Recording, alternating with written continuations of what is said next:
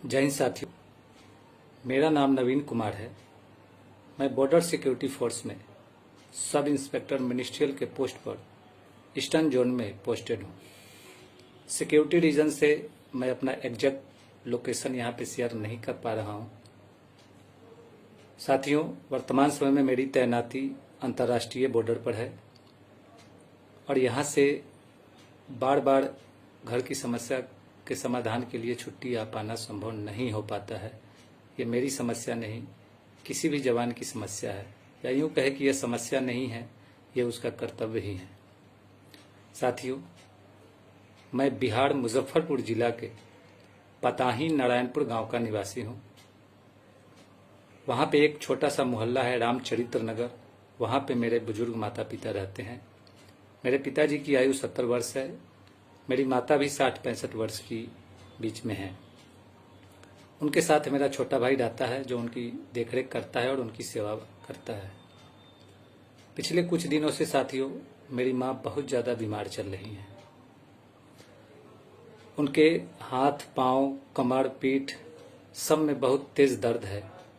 दर्द का आलम यह है कि वो अभी करवट भी ठीक से नहीं बदल पाती हैं। चलना भी मुश्किल हो रखा है।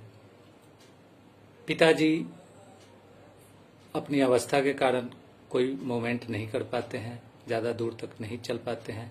छोटा भाई जो कि काफ़ी ही सीधा साधा है, जितना उससे सक्षम हो पाता है वो बारीक देखभाल करता है। जो अपने शरीर से हो पाता है वो माँ की सेवा भी करता है।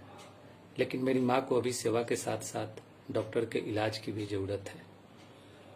अब साथियों, प्रश्न ये उठता है कि इलाज कराने के लिए ये वीडियो बनाने की क्या ज़रूरत है। तो ये मेरी लाचारी है।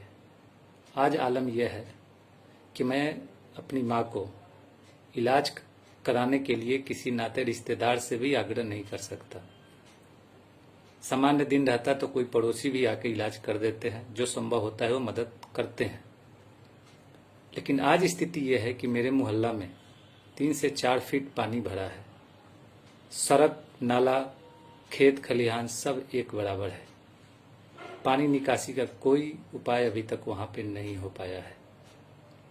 कोई गाड़ी या एम्बुलेंस या डॉक्टर या कोई भी नाता रिश्तेदार जो चाहे भी कि वो मेरी मदद कर सके तो मेरे घर तक नहीं जा सकता। और ये समस्या केवल मेरे घर की नहीं है, पूरे मोहल्ले की हो गई है। किसी के घर में बाहर से कोई कनेक्टिविटी नहीं है। तो फिर मैं क्या करूं?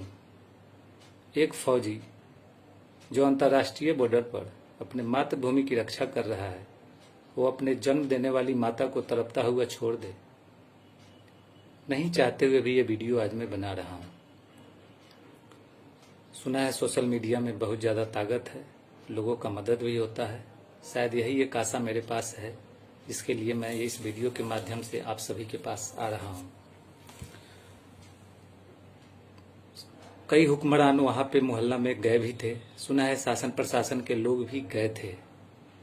लेकिन सबने मोहल्ला वासियों के इस परिस्थिति पर अफसोस जताकर तथा कुछ उचित कार्रवाई करेंगे, इस तरीके का आश्वासन देकर उन्होंने अपने जिम्मेवारी का निर्वहन कर लिया है। सब कुछ हो गया है। नहीं हुआ तो केवल यह कि पानी बाहर नहीं जा सका। वो जहाँ है वहीं है और वो सरकर हमारे सरे गले सिस्टम को वहाँ पे उनका पोल खोल रहा है। पानी आ तो रहा है पर जाए कहाँ? मोहल्ला वाले चाह कर भी अकेले इस समस्या का समाधान नहीं कर सकते जब तक इसमें प्रशासन इन्वॉल्व नहीं होगा और उनकी मदद नहीं की जाएगी। हर कोई विवश है और इसी विवशता में आज मेरी माँ भी लाचार है। सब कुछ होते हुए, सारे नाते रिश्तेदार परिवार होते हुए भी एक डॉक्टर तक मुहैया उसको नहीं कराया जा सकता। साथियों, अगर मेरी माँ को कुछ हुआ तो इस पूरे का जिम्मेवार वहाँ का सिस्टम होगा। वो हुक्मरान होंगे जिनके ऊपर एक आम नागरिक के समस्या को दूर करने की जिम्मेवारी होती है। साथियों, जब भी कोई अपने क्षेत्र से कोई नेता चुनाव जीतता है या फिर उसे कोई मंत्री का पद मिलता है तो हम सभी, चाहे दूर दूर ही क्यों न बैठे हों, खुश होते हैं कि चलो हमारे क्षेत्र से कोई ऊंचे पद पे गया है। ऐसे ही मेरी माँ भी खुश हुई थी, कहती थी कि चलो अपने क्षेत्र का एक नेताजी मंत्री बने हैं, अब रोड भी बनेगा, नाला भी बनेगा और अगले साल से शायद पानी की समस्या नहीं होगी।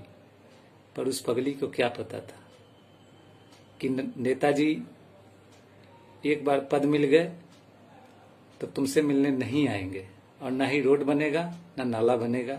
ऐसा ही हुआ, न रोड बना न नाला बना, पानी वैसे ही सड़कों पे सर कर वो अपना कर्तव्य पूरा कर रहा है। मित्रों, जब जब 15 अगस्त 26 जनवरी का दिन आता है तो पूरे देश में देशभक्ति गाने के साथ शहीदों को नमन किया जाता है। फौजी भाइयों के बारे में अच्छी अच्छी बातें कही जाती है।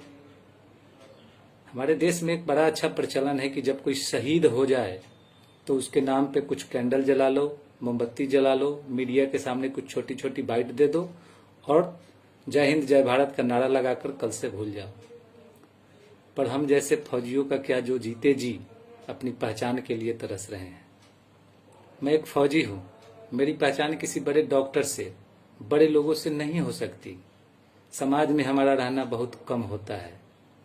हम जहां तैनात होते हैं वहां सही टेलीफोन लाइन भी नहीं होता कि हम समाज के लोगों से जुड़ सकें। यह हमारी मजबूरी है, लेकिन हमारी इस मजबूरी का फल हमारे परिवार को न मिले। आज मेरी माँ इलाज के लिए तरस रही है। सुना है कई एनजीओ जो अच्छे काम करने के लिए जानी जाती हैं। अगर ये वीडियो किसी माध्यम से उन तक पहुंचता है तो आप सभी से मेरा ये विनती है कि कोई अच्छे डॉक्टर, कोई अच्छे वॉलंटियर या ब्लड टेस्ट करने वाले, जो लोग, जो भी पॉसिबल हो, अगर वो गंदे पानी में घुसकर कुछ करना चाहते हैं तो कृपया आप सभी मेरी माँ तक मदद पहुंचाएं, उनका इलाज कराएं। मैं आप सभी को यह आश्वासन देना चाहता हूं कि आप जन्म देने वाली मेरी माँ की रक्षा करिए और मैं इस मातृभूमि की रक्षा जैसे पहले से करता रहा हूं वैसे ही करता रहूंगा। हमें मातृभूमि की रक्षा के लिए हम एक बार भी नहीं सोचते हैं कि हमें अपनी जान देनी या दुश्मन की जान लेनी होगी। तो फिर मेरी माँ की रक्षा की जिम्मेवारी भी आप सभी को लेनी होगी। मैं मजबूर हूं, मैं अभी नहीं पहुंच सकता, लेकिन जो वहां लोग बैठे हैं वो मजबूर नहीं हैं। आप सभी से मेरी विनती है, एक आग्रह है कि मेरी माँ को प्लीज जो भी हो सके जल्द से जल्द इलाज दें। साथियों, जब हम भर्ती हुए थे तो हमें कहा जाता है कि एक फौजी साधारण इंसान नहीं होता, एक फौजी फौलादी होता है और उसे अपने निजी सुख और दुख में, भावनाओं में नहीं बहना चाहिए। ये सही है साथियों, मैं अपने निजी दुख के कारण रो नहीं सकता क्योंकि मैं एक फौजी हूं, लेकिन मेरा एक और परिचय है। मैं एक माँ का बेटा भी हूं, जिस माँ ने मुझे अपने गर्भ में रखा, इतने कष्ट से पाला। आज जब उसके कष्ट को दूर करने की जिम्मेवारी है मेरी, तो मैं मातृभूमि की रक्षा के लिए यहां तैनात हूं। कैसे इस मन को समझाऊं कि तू मत रो। मैं आंसू तो नहीं गिरा सकता, मैं रो नहीं सकता क्योंकि इस वर्दी पे आंसू शोभा नहीं देता, लेकिन इस हृदय में जो दर्द की तूफान उठ रही है उसे मैं कैसे समझाऊं, उसे क्या कहूं। खैर साथियों, इन्हीं शब्दों के साथ कि इस वीडियो के माध्यम से मेरी माँ को इलाज पहुंचेगा और अगर ये वीडियो हुक्मरानों तक पहुंचता है, शासन प्रशासन तक पहुंचता है, तो जल्द से जल्द मोहल्ला से, उस एरिया से पानी निकालने की उचित कार्रवाई करेंगे। अगर उनके अंदर एक फौजी के प्रति थोड़ी भी इज्जत की भावना है तो जल्द से जल्द उस मोहल्ला का भ्रमण करेंगे। हालांकि भ्रमण उन्होंने पहले भी किया है, एक बार फिर से भ्रमण करने का कष्ट करेंगे और इस बार पानी निकालने की भी व्यवस्था करेंगे। आश्वासन केवल नहीं देंगे। इन्हीं आशा के साथ कि मेरी माँ का इलाज भी होगा और वहाँ का पानी भी निकलेगा, मैं आप सभी को धन्यवाद देता हूं कि मेरे इस वीडियो को आप सभी ने पूरा सुना। आशा करता हूं कि इस वीडियो के माध्यम से मेरी माँ तक इलाज पहुंचेगा। जय हिंद, जय भारत।